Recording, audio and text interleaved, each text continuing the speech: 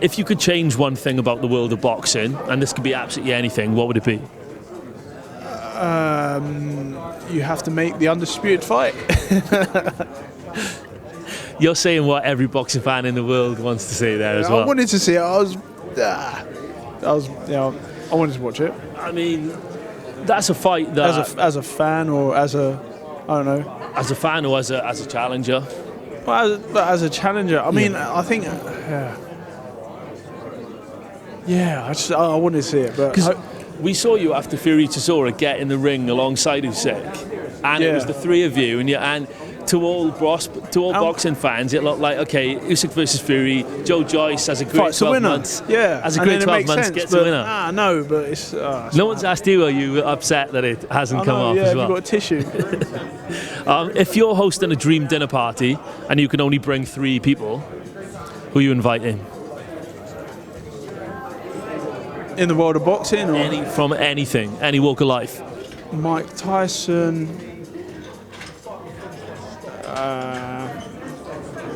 Trump, and let's have Joe Rogan. That might be an interesting one. That will be interesting. If you could have a boxing match with any fictional character or celebrity, who would it be? Any fictional character? How about Batman? Batman, that's that. Batman versus the Juggernaut. Love to see it. In their prime, who would win out of Muhammad Ali and Mike Tyson? It depends what version of Mike Tyson. But I don't know. I think, like, Mike Tyson says something about Ali taking him in deep waters, and maybe that would be it. And the way he's got the jab and stuff. I'd say Ali, maybe. Very interesting. But Mike Tyson, it was ferocious, man, and mate, that head movement, technique, speed, everything. And everything. I mean, the power, but was Ali kind of? It's the old boxing. But then it's also like the mental game as well, and I think Muhammad Ali's mental game was stronger.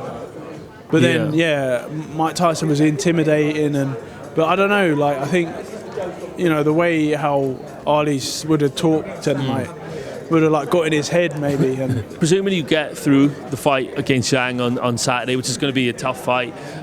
What's the next 12 months look like for you realistically? Next 12 months after Zhang I'll probably get back in training camp for a big summer fight, hopefully. And then I'll probably have a bit of time off, and then I'll probably go back in the new year or just before Christmas. Are you looking at any possible opponents, or is it literally Zhang first and then we'll think about it? Yeah, Zhang first and then think about it, but I guess the names I'll be looking at would be Usyk, Fury. There's a hint of Joshua as well. And Wilder's already is in the mix as well. I wanted to ask you, there's a lot of debate outside of boxing from people who aren't heavyweights. Joshua and kind of coming back and fighting Jermaine Franklin at the O2. It's a bit of a step down from how we've seen him fill out Wembley and the Millennium Stadium against Povetkin and Parker. What's your take on Joshua's kind of trajectory in his career and the path it's taken? I think people just love to talk about Joshua all the time. Like, I think everyone, like, because I guess he's, Olympic champion and he was always on top, and then he had a big fall, and people are interested in watching him rebuild and get back in there. And also, like, where the chinks in his armour have kind of showed that it's kind of an interesting story. Do you think people have been too eager to kind of jump on AJ after a few losses, or is that just boxing? Yeah, I think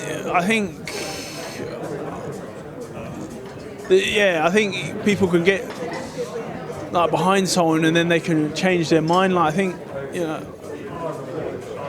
I don't know. You're like only as good as your last fight, really.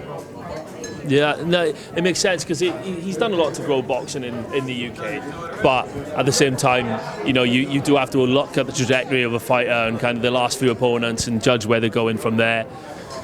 Yeah, for sure. Yeah, Yeah. that's what I mean. You're only as good as your last fight. So, and people are quick to change their minds. Like they have, and they're kind of like warming to me now. And Yeah. it's good. It's good when you're on top, but then it can be hard when it's, you know, when when it goes downhill or goes wrong. So, I mean, Dev from Queensbury and Frank Warren was saying that you beat Usyk hands down. So let's see the next 12 months. Could be very interesting. But Usyk still is a hard fight, man. Like, because he seems to be very active in the fight. His head movement, footwork. He's throwing a lot of punches, like he showed against Joshua. And he's very skillful as well. He's got a very good boxing IQ. So it's a tough fighter. Joe, thanks for putting the time away to chat to us, mate. Yeah, really you're appreciate it, and all the best for Saturday. Thank you. Thank you.